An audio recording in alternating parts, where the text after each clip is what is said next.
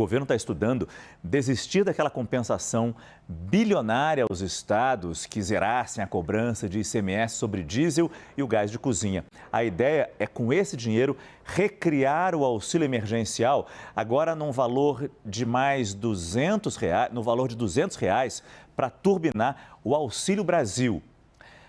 Além disso, há a previsão de dobrar o valor do Vale Gás e de se criar um auxílio para os caminhoneiros. A gente vai até a Brasília conversar com a repórter Larissa Rodrigues. Oi, Larissa, boa noite.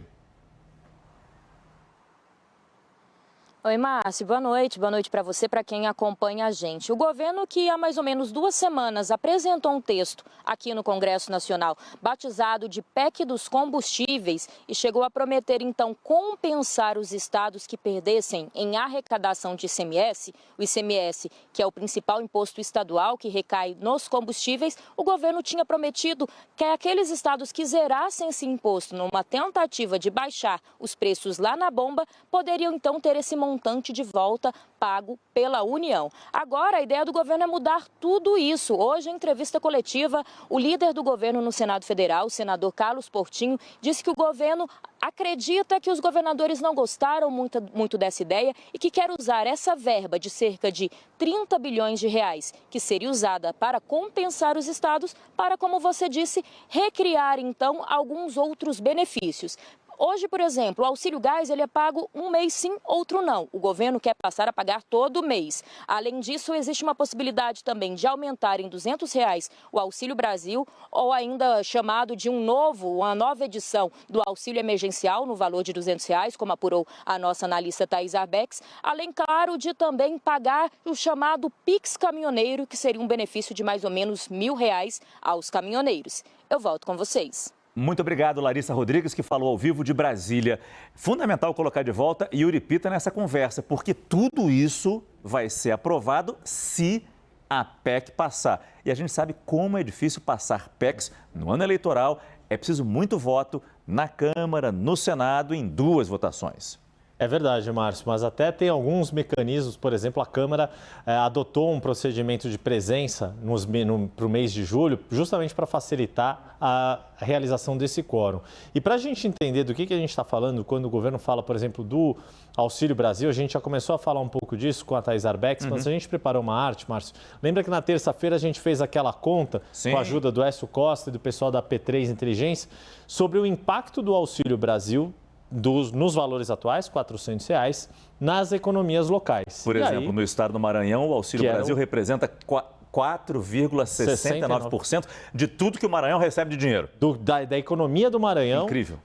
Pelo parâmetro de 2019, que é o último dado do IBGE, atualizado até 2021. Foi essa conta que a gente tinha feito lá na terça-feira, que o Écio Costa tinha feito para a gente. Você atualizou isso? A gente pediu para o Écio fazer essa atualização, levando em conta esse valor de R$200 a mais. Ou seja, o que significa isso? De janeiro até maio, o governo já pagou. E esse valor foi crescendo ao longo desses meses. Mais gente conseguiu entrar no benefício, etc. Então, assume-se que o mês de junho continue o valor de R$400 por beneficiário. De julho até dezembro passa a ser R$600. E aí a gente percebe o incremento nesses estados, por estado. Não muda a ordem, mas, por exemplo, o Maranhão, a gente estava falando de quase 5% da economia, chega a quase 6% da economia local. No estado do Piauí, de 4,39% para 5,5% do PIB local. É um volume significativo a mais de dinheiro. Exato. No total, a gente está falando, Márcio, de um incremento, o que o Écio Costa calculou que deve custar o Auxílio Brasil, mantidos os R$400, é pouco mais de 87, 88 bilhões de reais. A gente está falando de colocar mais 22 bilhões nessa conta. Ou seja, a gente teria um programa que passaria dos 100 bilhões de reais, isso falando do impacto fiscal geral em todo o país.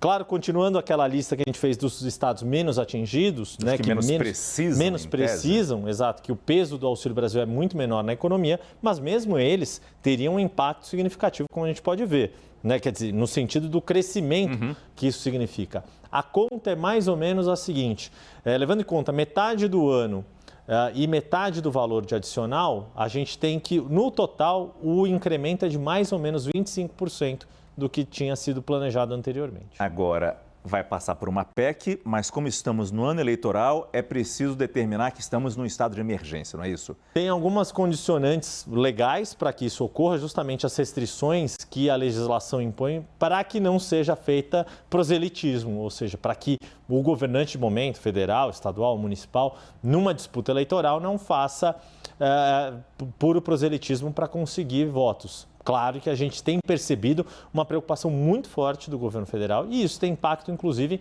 em percepção de risco fiscal, como o NACA, inclusive, tem falado isso para a gente já nos últimos tempos.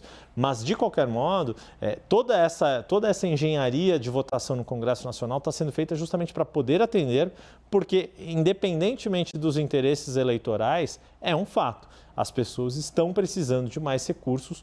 O próprio questão do Vale Gás, Márcio, deixou isso muito evidente. O quanto dinheiro que era para ajudar as pessoas a comprar gás estava sendo utilizado para outras compras, muito provavelmente para a compra de alimentos. Inclusive, com esse incremento, o que o Écio Costa deixou muito claro é que, muito provavelmente, essa injeção adicional de recursos deve ir essencialmente para a alimentação e, eventualmente, até para pequenas reformas, que são os gastos primordiais de famílias de baixa renda que são atendidas por esse programa. Yuri Pita, obrigado. Obrigado.